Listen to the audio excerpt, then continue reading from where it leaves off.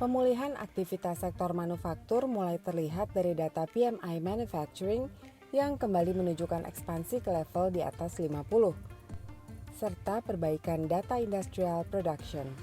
Namun, perbaikan belum terjadi secara merata dan sangat tergantung pada kebijakan pelonggaran lockdown di masing-masing wilayah.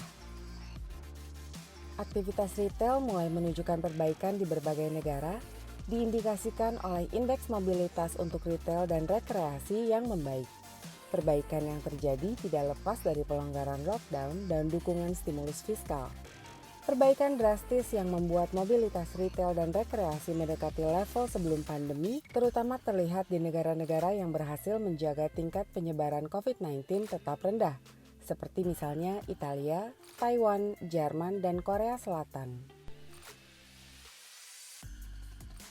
Fokus utama pemerintah Indonesia di semester kedua ini adalah mempercepat distribusi stimulus untuk mendorong pemulihan ekonomi, mengingat realisasinya di semester pertama baru mencapai 17% dari anggaran yang disediakan.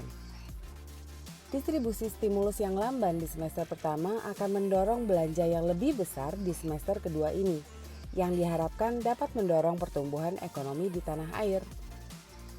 Akselerasi distribusi stimulus sangat penting untuk menopang stabilitas ekonomi dan menjaga kepercayaan pasar. Sementara itu, data terkini menunjukkan perbaikan aktivitas ekonomi domestik. Sinyal awal pemulihan ekonomi yang terlihat pada tren mobilitas, aktivitas konsumsi dan sektor manufaktur sejalan dengan pelonggaran PSBB. Namun, aktivitas ekonomi belum kembali ke level sebelum pandemi. Di bulan Juli, pasar obligasi menguat 2,9%. Kebijakan suku bunga rendah global, posisi asing yang relatif lebih rendah, likuiditas perbankan yang masih tinggi, dan imbal hasil real yang menarik.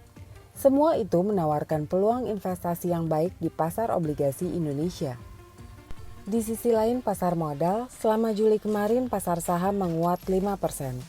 Dari titik terendahnya di akhir Maret kemarin, IHSG bahkan sudah rebound sekitar 30%. Kembalinya sentimen investasi investor asing di pasar saham Indonesia menjadi faktor penting yang dapat mendorong pasar saham Indonesia ke depannya.